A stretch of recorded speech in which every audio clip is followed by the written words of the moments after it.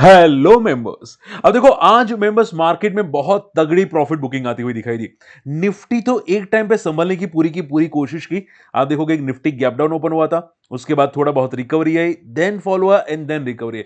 लेकिन उसमें सबसे ज्यादा जो क्रैश होता हुआ दिखाई दिया वो स्मॉल एंड मिड कैप था। अगर आप देखोगे यहाँ पे स्मॉल कैप 2% से ज्यादा गिरावट आती हुई दिखाई दी। और देखो ये यहां पे थमा नहीं है, मार्केट में माना जा रहा है और गिरावट आ सकती है। और उसका रीजन क्या है? तो उसका रीजन है यहाँ पे ट्रम्प साहब। ठीक है, ट्रम्प ने टैरिफ वार छेड़ दिया है, इसकी वजह से ग्लोबल मार्केट, सिर्फ इंडिया नहीं, ग्लोबल मार्केट क्रैश होते हुए दिखाई दिए। ठीक है, अब मुद्दा ये आता है कि सर आगे क्या स्ट्रेटेजी आपको दिखाई दे रही है, न्यूज क्या है, हम लोग सभी चीजें वन बाय वन डिस्कस करेंगे। लेकिन चैनल को अगर फर्स्ट टाइम विजिट करें जरूर सब्सक्राइब कर देना, स्टॉक मार्केट फंडा को। और नई channel smart money moves bye market, इसको भी सब्सक्राइब करना मत भूलिएगा, यहां पे भी बहुत जल्द वीडियोस आना स्टार्ट हो जाएंगे। ठीक है, लेकिन देखो मैंने ऑलरेडी आपको वार्निंग दी थी कि बजट के बाद आपको प्रॉफिट बुकिंग दिखाई दे सकती है। यहां पे भी मैंने आपको क्लियर कट बता दिए थे इंक्लूडिंग सेक्टर्स, जो सेक्टर्स में प्रॉफिट बुकिंग आ सकती है, like PSU stock, defence, railways. ठीक है, सभी आंसर मैंने करने की कोशिश की थी ये वीडियो के अंदर। और उसके पहले भी मैंने वीडियो बनाने की कोशिश की थी, सेम चीजें, कि बजट के बाद यहां पे ये सभी सेक्टर्स में प्रॉफिट बुकिंग आ सकती है। लेकिन देखो पता है मेरे मेरे जो मैं आपको समझाने की कोशिश करता हूं उसका रिस्पॉन्स मुझे कैसे आता है। ठीक है, कि भाई ये सर का अलग ही दिमाग चलता है। भाई क्लियर है ना? आप आपको खुद दिखाई दे रहा है कि सेक्टर्स में, स्टॉक्स में काफी तगड़ी प्रॉफिट बुकिंग आ रही है। ठीक है, आप देख सकते हैं यहाँ पे पीएसयू स्टॉक 15% फॉल कर चुके हैं। तो अगर आप स्ट्रेटेजी समझोगे, लॉजिक समझोगे, तो आपके काम आएगा। मेरा क्या है, मैं तो ऑलरेडी यहां पे बच चुका हूं ये सभी चीजों से। ठीक है, चलिए पॉइंट पे आ जाते हैं, फटाफट यहां पे डिस्कस करते हैं इंपॉर्टेंट पॉइंट्स। अब सुनो ध्यान से, इंपॉर्टेंट है। देखो, अगर मैं बात करें जब निफ्टी फॉल का रीजन क्या था, जैसे कि मैंने बोला है यहां पे कि ट्रंप ने टैरिफ वार छेड़ दिया है। ट्रंप ने क्या किया है? ट्रंप ने 3 जगह पे टैरिफ लगा दिए हैं। अब कौन कौन सी 3 जगह है? तो कि कनाडा, मैक्सिको एंड चाइना। ठीक है, यानी कि इनके जो प्रोडक्ट्स अगर अमेरिका में जाएंगे, ठीक है, तो वो प्रोडक्ट्स की प्राइस बढ़ जाएगी। ठीक है, तो आप देखोगे प्रोडक्ट की प्राइस कितनी बढ़ेगी, तो माना क्या जा रहा है यहाँ पे, ऑलरेडी इंप्लीमेंट हो चुका है। कनाडा मैक्सिको से जो प्रोडक्ट आएंगे उसकी टैरिफ 25% तक बढ़ा दी गई है, और चाइना से प्रोडक्ट आने वाले में 10% की टैरिफ बढ़ा दी गई है। देखो इससे क्या होगा? ठीक है, मान लो यूएस के अंदर जो प्रोडक्ट आते हैं चाइना के, मेक्सिको के या कनाडा के, तो वो टैरिफ बढ़ाने से क्या होगा? तो उल्टा उनके प्रोडक्ट कम बेचना स्टार्ट होंगे। ठीक है, उनके प्रोडक्ट कम बिकेंगे यूएस मार्केट के अंदर। अगर कम बिकेंगे तो होगा क्या कि इनकी इनकी जो भी कंपनी से उनको घाटा होना स्टार्ट हो सकता है, प्रॉफिट कम होना स्टार्ट हो सकता है। ठीक है, जैसे कि हमारा इंडिया भी कंपनी एक्सपोर्ट करती है ना, अगर मान लो कोई हमारी कंपनी पे कोई बैन लगा देती है या फिर टैरिफ बढ़ा देती है, तो क्या होगा? प्रोडक्ट कम बिकेंगे। ठीक है, तो यही होता हुआ दिखाई दिया। इसकी वजह से उल्टा बिटकॉइन भी आप देखोगे 4-5% भी गिरा था, पिछले 4 दिन से लगातार गिर रहा है। डाउ फ्यूचर्स देखोगे यहाँ पे 500 पॉइंट नेगेटिव है, और डाउ फ्यूचर्स यहाँ पे फ्राइडे को भी 350 पॉइंट तक गिरता हुआ दिखाई दिया था। ठीक है, ये सब और एक ही चीज की वजह से वो है ट्रम्प की टैरिफ। ठीक है, अब देखो मैंने ये भी सुना है कि भाई चाइना शांति से नहीं बैठेगा। ठीक है, दूसरी कंट्रीज भी शांति से नहीं बैठेगी। जिसके पास दम होगा वो भी टैरिफ सामने लगाने की कोशिश करेगा।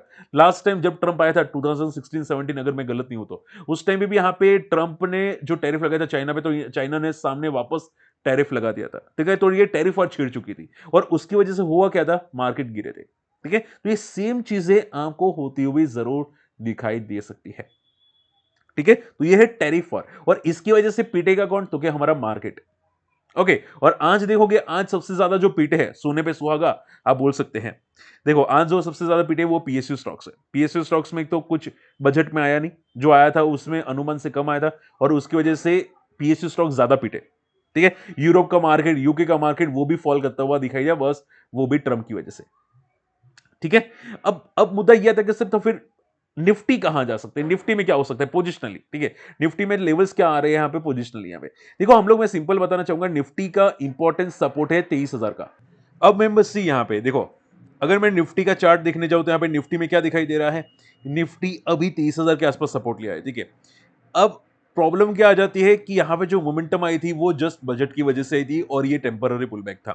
तो आपको सिर्फ ये ध्यान में रखना है कि निफ्टी को एनी हाउ ये लेवल को मेंटेन करने की कोशिश करनी है। ठीक है, एंड अगर मैं ब्रेकआउट साइड की भी बात करूं, ठीक है, तो आप ये समझो कि इलेक्शंस का हाई, माफ कीजिएगा, या बजट का हाई वो ब्रेक करना है।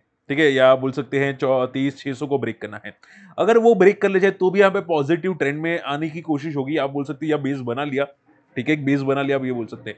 लेकिन अगर वो ब्रेक नहीं हुआ आने वाले 2 हफ्ते के अंदर-अंदर, तो फिर चांसेस है कि यहाँ पे 22,800 को लेवल ब्रेक करेगा और 22,000 तक वापस निफ्टी जा सकते हैं। और अगर निफ्टी नीचे गया, तो डेफिनिटली हाई चांसेस है कि मिड कैप भी नीचे जा सकते हैं या स्मॉल कैप भी नीचे जा सकते हैं। तो अभी थोड़ा-सा केयरफुल रहने की ज़रूरत है, ये बात ध्यान में रखिएगा। एंड रही बात PSU stocks like railway and defence, तो आप देखोगे जैसे कि मैंने बोला था बजट एलोकेशंस काफ़ी कम आया था। कैपेक्स में कोई चेंजेस होते हुए नहीं दिखाई दिए। आरवीएनएल आरएफसी के अंदर वो आज भी 8% फॉल हुए थे और बजट के दिन भी रेलवे स्टॉक्स फॉल करते हुए दिखाई दिए थे। ठीक है, हालांकि छोटे मोटे पुलबैक्स आ सकते हैं, ठीक है, जो मैं आपको पहले भी समझाता हूं, लेकिन वो नल्ले पुलबैक्स होंगे, फॉल्स पुलबैक होंगे। ठीक है, टेम्पररी। देखो 2 दिन अगर गिरते हैं तो थोड़ा तो ऊपर जाएगा कि नहीं जाएगा, ठीक है, बस वो टेम्पररी होते हैं। ठीक है, तो आप ये समझो कि स्टॉक्स में अभी कोई कोई ब्रेकआउट एक्सपेक्टेड नहीं है, ना आरवीएनएल ना आरएफसी के अंदर, ना एचएल के अंदर। उल्टा चांसेस ये है कि डिफेंस स्टॉक्स में ज्यादा ब्रेकडाउन आ चुका है, लाइक बेल, बीएल, एचएल, यहाँ पे वो ब्रेकडाउन आपको आता हुआ दिखाई दिया है। ठीक है, वहां पे भी आप देखोगे एक्सपेक्टेशन से बजट कम आता हुआ दिखाई दिया डिफेंस स्टॉक्स को, तो इनके प्रॉफिट लॉस कम होंगे। प्रॉफिट लॉस कम होंगे तो भाई डेफिनेटली ये स्टॉक गिरना स्टार्ट करेगा। तो आप ये समझो ये सभी स्टॉक्स जितने रेलवे, पीएसयूज, डिफेंस, एचएएल, हुडको वगैरह वगैरह, वो सभी स्टॉक्स में अभी के लिए तो आपको गिरावट चार्ट्स में तो दिखाई दे रही है। ठीक है, एंड आपको थोड़ा केयरफुल लेना चाहिए, जैसे कि मैंने आपको समझा तो यहाँ पे अब आगे अगर मान लो कुछ और अपडेट्स आती है आने वाले बजट के अंदर या फिर फ्यूचर में, तो देखा जा सकता है। बाकी तो अभी आने वाले रिजल्ट भी चांसेस तो है कि वीक हो सकते हैं। आई बात समझ में? स्टिल आपकी कोई क्वेरी रहती है मैं आंसर करने की कोशिश करूंगा हमारे डेली पार्ट 2 के वीडियोस में। ठीक है, यहाँ पे जो डेली पार्ट 2 आते हैं वहां पे कवर करने की कोशिश करूंगा, तो आप जरूर मेंशन कर सकते हैं। और अगर आप हमारी इन्वेस्टर्स कम्युनिटी को ज्वाइन करना चाहते हैं, हमारे लिंक से डीमेट अकाउंट ओपन कर सकते हैं। अकाउंट ओपनिंग की लिंक आपको वीडियो के डिस्क्रिप्शन कमेंट्स में जरूर मिल जाएगी।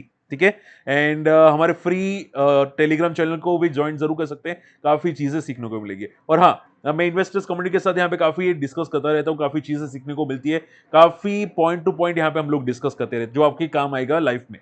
ठीक है, मार्केट के अंदर ट्रेड करने में काफी चीजें काम आएगी। तो अगर इंटरेस्टेड है हमारे लिंक से अकाउंट ओपन करके जरूर ज्वाइन कर सकते हैं। मिलते हैं अगले वीडियो में, तब तक के लिए गुड बाय, जय हिंद।